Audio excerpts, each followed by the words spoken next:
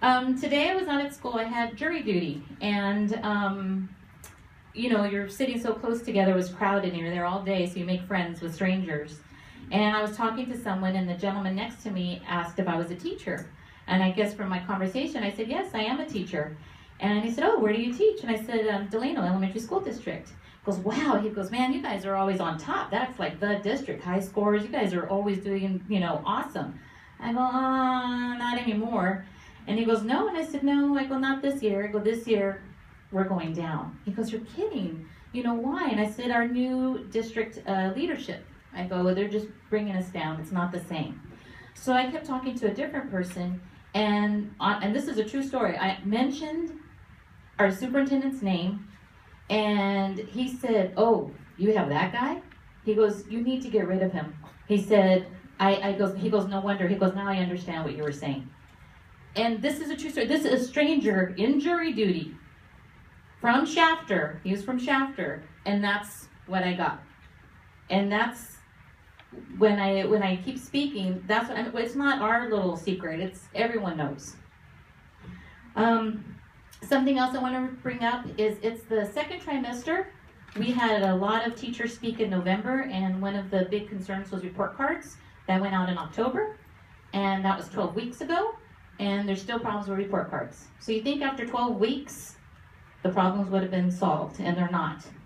What's a weird thing is the K-5 teachers got an email with directions on inputting assessments and updating about printing, but the email did not come from curriculum. The email with directions to help teachers came from a site administrator. Once again, we have the curriculum department not doing what they were hired to do and paid to do, and we have other people picking up their slack and their responsibilities. 2 years ago, I had to make a decision if I was going to stay as an SRT and what path my career was going to take. And it was always kind of iffy if I wanted about going back to the classroom, because that was I didn't leave the classroom because I was tired of it. I thought I'd just try something new. And I love teaching. I love being with the kids, and that's why I decided to go back. My favorite part is every morning saying good morning to my students. And no matter how I'm feeling that day, I make sure when I open the door, I have a smile on my face, because they don't need to be paying for whatever is going on in my personal life or work life. So I greet them with a smile, and that's my favorite part. And I love teaching every day. I love what I do. But this year, it's kind of ironic, because I say I love teaching, I love my students. I'm very lucky to be at a site that is very supportive. I have colleagues that are awesome to work with. And though I say I love all of that, there's a part of me that hates coming to work. And I know that doesn't make sense, but it's kind of like that now because of the atmosphere around here. It's that bad. And it's not just the working atmosphere, but again, it's with the curriculum. It's the stuff I'm given to teach with, or the stuff I'm not given to teach with, or the disorganization. It makes my job very difficult. And it makes it difficult to put on a happy face for my kids. I give them 100% of what I can, but there's so much I can't control because it's up to the district administrators, and that's what makes my job difficult, and that's what makes it really hard this year. And I know I'm not the only one.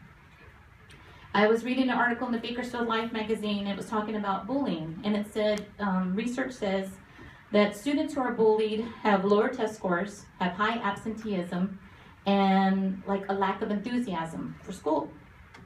And I'm like, wow, that sounds like a lot of us. Because grown-ups feel that way too. When adults are bullied, they have low test scores, high absenteeism, and less enthusiasm for work. And we've had people say, oh, the teachers are missing too much school, they're missing too many Fridays, too many Mondays. And I know that's a hardship on the district, and I know it's a hardship on the students. But you know, now I can kind of understand why teachers would be missing work. It's kind of like for sanity reasons, because they have to take that little step away so when they come back, they can give back to their kids. And you know, talking about bullying, every year we have an anti-bully week, Red Ribbon Week, and we have students take a pledge. And we have students take a pledge to say that if they see something wrong, they're going to speak up. If they see someone being bullied, they're going to stand up to that bully, they're going to protect that person, or they're going to go to an adult and let them know what's going on. And I really don't think we should have kids give that pledge anymore, because we're hypocrites. Because we tell our kids to be brave. Who cares if they call you a rat? Who cares if they call you a tattletale? Who cares if the bully comes after you? We tell our kids to be brave, and yet as adults, we're not brave. We allow it to happen. We don't speak up. We don't come to meetings. We don't write letters. We don't do what it takes because we're afraid. We don't want to lose the promotion. We don't want to lose the position we're in. And some people, like kids, we had a bully unit, and I asked the kids, why do you think kids join bullies? And they go, well, because that way then they're not bullied. And so we have people joining the bullies and becoming them themselves, because in that way they're not picked on. And I think we're hypocrites, and I don't think we should have kids give that pledge unless we as adults, all employees, can be the model for that and say, yes, I'm going to speak up when I see something wrong, because wrong is wrong. That's all there is. Wrong is wrong. And I was taught to say something when wrong, whether it happens to you, whether you say, oh, well, they're nice to me, so I'm not going to say anything. I see them be mean to you, but I'm not going to say anything because they're nice to me.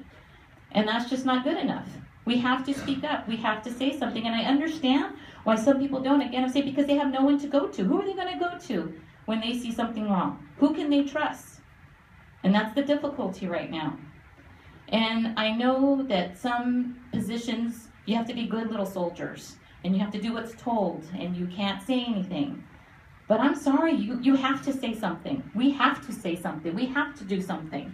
And that's basically why I've been here since September, every month. It's because I can't just allow it to happen, because it's just wrong. And if people aren't going to speak up for themselves, then I guess I will. And more people are, and I thank those people that have been speaking up, or those people who have supported me physically by being here. Also, you know, the thank yous that I get. I appreciate that, and sharing me your problems. So I'll come speak for you. I appreciate that also. But it's time now for us to do the right thing, and that's everybody in here and everybody in our district, top to bottom, and to do what's right, because we have to do what's right for the kids. We have to be the role models, and when we do right, then the kids benefit. When we allow wrong to happen, the kids suffer. And you might not directly, but they do. There's a poster I have every year in my room. And it says, character is what you do when no one is watching. And I think that's something we all have to look at ourselves in the mirror. Like when we're doing something, oh, are we doing it because no one's watching? We don't think we're going to get caught. Because that's what we tell our kids. Just because the teacher's not watching, just because the teacher's not here, does that mean it's okay to do it? And that same thing goes for all of us. So I'm asking again for change, and I'm asking all the employees of Delano Elementary School District to stand up for what's right and to do what's right no matter what the cost. Thank you.